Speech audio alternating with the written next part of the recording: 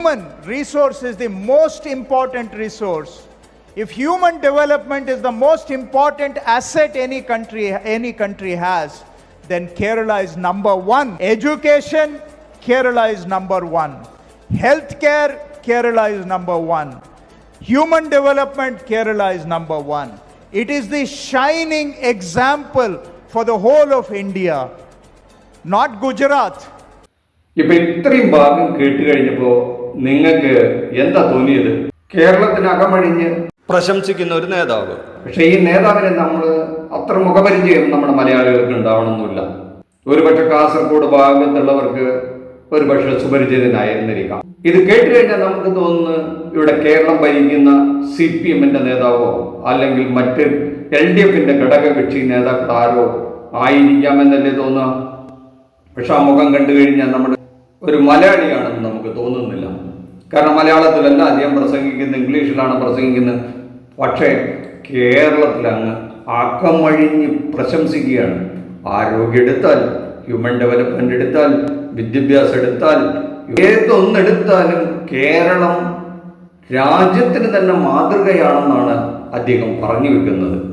അത് എന്തായാലും മലയാളിയെ സംബന്ധിച്ചിടത്തോളം ആനന്ദപൂളകീതമാക്കും എന്നുള്ള കാര്യത്തിൽ തർക്കമില്ല. പക്ഷേ നിങ്ങൾ യഥാർത്ഥത്തിൽ ഇദ്ദേഹം ആരാണെന്ന് അറിഞ്ഞു കഴിഞ്ഞാൽ നിങ്ങൾ ഞെട്ടിപ്പോകും. കർണാടകത്തിലെ കോൺഗ്രസ് പാർട്ടിയിൽപ്പെട്ട ഒരു മന്ത്രിയാണ്, കോൺഗ്രസിൻ്റെ നേതാവാണ്. അദ്ദേഹം നമ്മുടെ വേണുഗോപാൽ സാറിനെ, നമ്മുടെ MP ഉണ്ടല്ലോ ആലപ്പുഴയിൽ നിന്നുള്ള കോൺഗ്രസിൻ്റെ അഖിലേന്ത്യാ നേതാവ്, അദ്ദേഹം അഖിലേന്ത്യാ നേതാവ് മലയാളിയുമായ അദ്ദേഹത്തെ അടുത്തിരുത്തിക്കൊണ്ട്, ആ വേദിയിൽ ഇരുത്തിക്കൊണ്ടാണ് അദ്ദേഹം കേരളത്തിനെ അങ്ങ് പ്രശംസിച്ചു വിടുന്നത്. ഇത് കേട്ട് കഴിഞ്ഞാൽ നമ്മൾ വിചാരിക്കുന്നത് ഇവിടെ UDF ഗവൺമെൻറ്റാണ്, കോൺഗ്രസ് ഗവൺമെൻറ്റാണ് എന്ന് തന്നെയല്ലേ. പക്ഷെ അങ്ങനെയല്ലല്ലോ. ഇവിടെ ഇടതുപക്ഷമല്ലേ ഭരിക്കുന്നത്. ആ ഇടതുപക്ഷത്തിൻ്റെ ഗവൺമെൻറ് ഇവിടെ ഉള്ളപ്പോൾ കേരളത്തിനെ അകമഴിഞ്ഞ് പ്രശംസിക്കുകയാണ്. അത് വല്ലാത്തൊരു ക്ഷീണം UDF-ന് ഉണ്ടാക്കി കേട്ടോ, അത് പറയാതിരിക്കാൻ പറ്റില്ല. എന്തായാലും അത് കേട്ടങ്ങനെ ആകെ മനസ്സ് തളർന്നിരിക്കുകയാണ്. കാരണം വരുന്ന 2026 തെരഞ്ഞെടുപ്പ് നടക്കുകയാണ്. ആ തെരഞ്ഞെടുപ്പിൽ ഈ ഗവൺമെന്റിനെ എല്ലാ രംഗത്തും പരാജയമാണെന്ന് വരുത്തി തീർക്കാനായിട്ട് UDF-ന്റെ നേതാക്കളും ഗണഞ്ഞ് പരിശ്രമിച്ചുകൊണ്ടിരിക്കുമ്പോഴാണ് ഈ വിധത്തിൽ തൊട്ടയൽ സംസ്ഥാനമായ കർണാടക ഗവൺമെന്റിന്റെ ഒരു റവന്യൂ വകുപ്പ് മന്ത്രി ഇവിടെ വന്നിട്ട് ഈ കേരളത്തിന്റെ സർവ്വരംഗങ്ങളിലും പ്രശംസിച്ചു വിടുന്നത്. എന്തായാലും 10 വർഷമായിട്ട് LDF ആണല്ലോ ഭരിക്കുന്നത്. ഇനി അതിനുള്ള മുമ്പുള്ള ഗവൺമെന്റും കോൺഗ്രസ്സുകാർ പറയുന്ന ഒരു വാക്കുണ്ട്, ഏത് മഹാരാജാവിൻ്റെ കാലം തൊട്ട് തന്നെ ഇത്തരം കാര്യങ്ങളിലൊക്കെ നമ്മൾ മുന്നിലാണെന്ന്. അങ്ങനെ ആയിക്കോട്ടെ, എന്നാൽ തന്നെ ഈ കഴിഞ്ഞ 10 വർഷം കൊണ്ട് ഇതിനെ മോശമാക്കാതെ പരിരക്ഷിച്ചു എന്നുള്ള കാര്യത്തിലെങ്കിലും അതിനെ പ്രശംസിച്ചല്ലേ മതിയാവുള്ളൂ. അപ്പോൾ അക്കാര്യത്തിൽ 10 വർഷം കൊണ്ട് ഈ ഗവൺമെൻറ്റോട്ടും പുറകിലോട്ട് പോയിട്ടില്ല എന്ന് മാത്രമല്ല, എല്ലാ രംഗങ്ങളിലും നമ്പർ 1 ആണെന്ന് നമ്മുടെ ഈ കോൺഗ്രസിൻ്റെ മന്ത്രി, കർണാടക മന്ത്രി പറഞ്ഞു വയ്ക്കുമ്പോൾ അത് ഇവിടുത്തെ പ്രതിപക്ഷത്തെ സംബന്ധിച്ചിടത്തോളം ഉടനെ 2026 തെരഞ്ഞെടുപ്പിൽ ഭരണത്തിലെത്താൻ കാത്തിരിക്കുന്ന കക്ഷിയെ സംബന്ധിച്ചിടത്തോളം അത് പിന്നിൽ നിന്നൊരു കുത്തലായി പോയി, യഥാർത്ഥത്തിൽ പറഞ്ഞ ഒരു കട്ടപ്പട പ്രയോജനമായി എന്ന് തന്നെ പറയേണ്ടി വരും. അങ്ങനെ ആ ക്ഷീണം തീർക്കാൻ നമുക്ക് ഇവിടുത്തെ UDF നേതാക്കളും കോൺഗ്രസ്സുകാരും ചെയ്തതെന്താണെന്ന് ഒന്ന് നോക്കാം. അതുകൊണ്ടൊന്ന് കണ്ടു നോക്കാം. നമുക്ക് ഉമ്മൻചാണ്ടിയുടെ ഈ സംഭാവനയാണ്, UDF-ന്റെ ഗവൺമെന്റാണ് ഈ മെഡിക്കൽ കോളേജിൽ ആരംഭിച്ചതുകൊണ്ട് അതിനെ എല്ലാം ഞെക്കിക്കൊല്ലാൻ, എഴുത്തിയിരിക്കാൻ, അതിനെ പ്രോത്സാഹിപ്പിക്കാനല്ല, പലതിനെയും ഇല്ലാതാക്കാൻ. അതുകൊണ്ട് കേരളത്തിലെ ആരോഗ്യരംഗം പൊതുവിലെ സർക്കാരിന്റെ അവഗണന ഇതൊക്കെ നേരെയാക്കാൻ ആൺകുട്ടികൾ ഈ നാട്ടിൽ വരുമെന്നുള്ള സംശയമില്ല. പക്ഷെ ആ 8 മാസത്തേക്ക് കൂടി ജനങ്ങളെ ഇത് അനുഭവിപ്പിക്കാൻ ഞങ്ങൾ സമ്മതിക്കില്ല.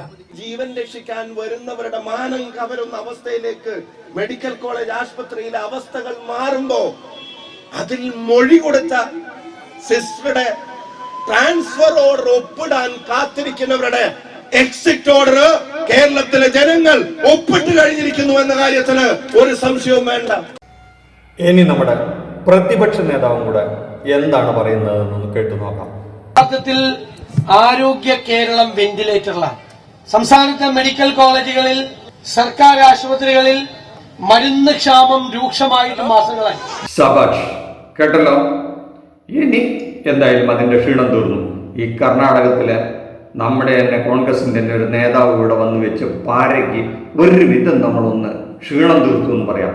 അങ്ങനെ പിണറായി സർക്കാരിനെയും ആരോഗ്യരംഗത്തെയും പ്രത്യേകിച്ച് വീണ ജോർജിനെയൊക്കെ അങ്ങ് നാറ്റിച്ചു വിട്ടു നമ്മളെന്തായാലും. അയ്യോ, ഇത്രയും മോശപ്പെട്ടൊരു കാലം ഉണ്ടായിട്ടില്ല, ഇത്രയും ഒരു നാറിയ ഭരണം ഉണ്ടായിട്ടില്ല. ഇവിടുത്തെ ആരോഗ്യരംഗമെല്ലാം അങ്ങ് കുത്തഴിഞ്ഞ് കിടക്കുകയാണ്. അത് ആ കഴിഞ്ഞ 10 വർഷം മുമ്പുള്ള UDF ഭരണകാലത്തിൻ്റെ സുവർണ കാലഘട്ടം നമ്മൾ ആസ്പത്രികളിലൊക്കെ ചെന്ന് കഴിഞ്ഞാൽ എന്തൊരു സൗകര്യമായിരുന്നു, എന്തൊരു ആനന്ദമായിരുന്നു. എല്ലാ മെഡിക്കൽ കോളേജും ഉമ്മൻചാണ്ടി സാർ അങ്ങ് ഒരുക്കിയിട്ട് അവിടെ എല്ലാ സൗകര്യങ്ങളും ഉണ്ടായിരുന്നു. എല്ലാ ജില്ലകളിലും മെഡിക്കൽ കോളേജ്, അവിടെ ചെന്ന് കഴിഞ്ഞാൽ രോഗികളൊക്കെ ചെന്ന് കഴിഞ്ഞാൽ സർവ്വ സൗകര്യങ്ങളും, എല്ലാവിധ ഡോക്ടർമാരും സജ്ജം. ഏത് പാതിരാത്രിക്കും ഏത് സമയത്ത് ചെന്നാലും അവിടെ എല്ലാ മരുന്നുകളും റെഡി. അവിടുത്തെ ആസ്പത്രികളിലൊക്കെ ചെന്ന് കഴിഞ്ഞാൽ സാധാരണ ജനങ്ങൾക്ക് ഒരു ബുദ്ധിമുട്ടും ഉണ്ടായിരുന്നില്ല. പക്ഷേ ഈ 10 കൊല്ലം കൊണ്ട് കഴിഞ്ഞ പിണറായി സർക്കാരും ഈ പിണറായി സർക്കാരും കൂടെ ചേർന്ന് അതിനെ അങ്ങ് കുത്തുപാളടിപ്പിച്ചു. ഇപ്പോൾ ഒരു ആസ്പത്രിയിലേക്ക് അങ്ങ് ചെന്ന് കയറാൻ പറ്റില്ല, മരുന്നില്ല, ബിൽഡിംഗ് ഇടിഞ്ഞു വീഴുന്നു. നേതാക്കൾ മുമ്പ് പറഞ്ഞ ഈ വീഡിയോയിൽ ഇതിൻ്റെ മുന്നിൽ പറഞ്ഞു കേട്ട എല്ലാ പ്രശ്നങ്ങളുണ്ട്. ആരോഗ്യ കേരളം ICUവിലാണെന്നാണ് ഈ നേതാക്കളൊക്കെ പറഞ്ഞു വെക്കുന്നത്. അതുകൊണ്ട് നമ്മുടെ ഗവൺമെൻറ് ഉടനെ വരും, എല്ലാം ശരിയാക്കുമെന്ന് ഈ നേതാക്കൾ പറയുന്നത് നമുക്ക് വലിയ ആശ്വാസമാണ്. ഓക്കെ, അങ്ങനെ ആശ്വസിപ്പിച്ചിരിക്കുമ്പോഴാണ് മറ്റൊരു മഹാപാര എന്ന് പറഞ്ഞാൽ ഇതിൽ പരം ഇനിയൊരു കട്ടപ്പ പ്രയോഗം നടത്താനില്ല. അതും കൂടെ നമുക്കൊന്ന് കേട്ടു നോക്കാം. So average lifespan today is around 70 years. And if you look at the southern states, we are doing better in all human indexes.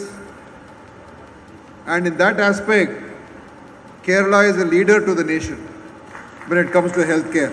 Whether it is maternal mortality, whether it is infant mortality, whether it is average age, and the availability of health facilities in human development, Kerala is a pioneer.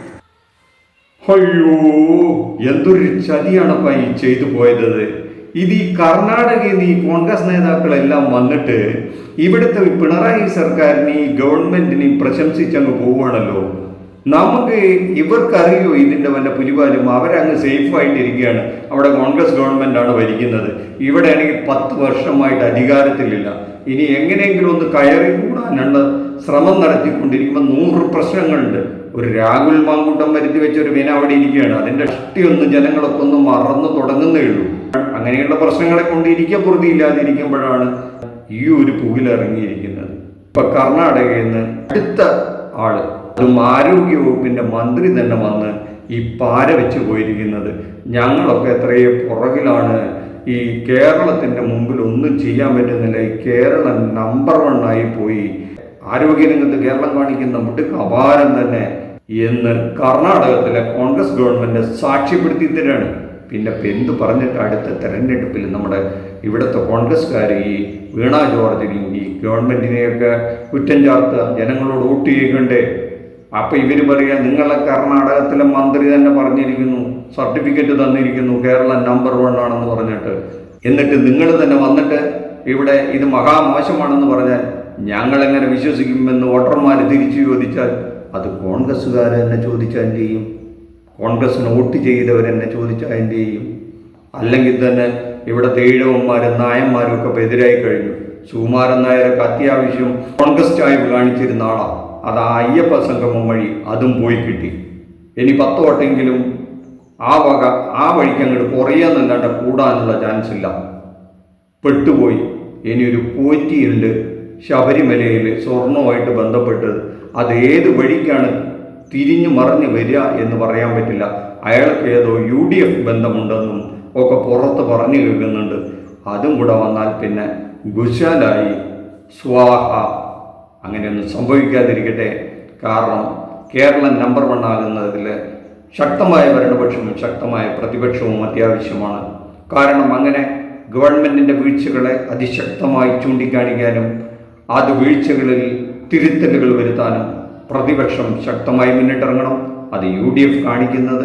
UDF ശക്തമായ സമരങ്ങളിലൂടെ ഇരുപക്ഷവും, അത് എപ്പോഴൊക്കെ കോൺഗ്രസ് അധികാരത്തിലുണ്ടോ അപ്പോൾ LDF അതിശക്തമായി പ്രതിപക്ഷമായി വരും, മറിച്ചും വരും. അങ്ങനെ വളരെ തുല്യശക്തികളായി പരസ്പരം നല്ലൊരു രാഷ്ട്രീയ അന്തരീക്ഷം ഉണ്ടാക്കിയത് കൊണ്ടാണ് പ്രത്യേകിച്ചും ഈ രംഗങ്ങളിൽ കേരളം നമ്പർ 1 ആയത്.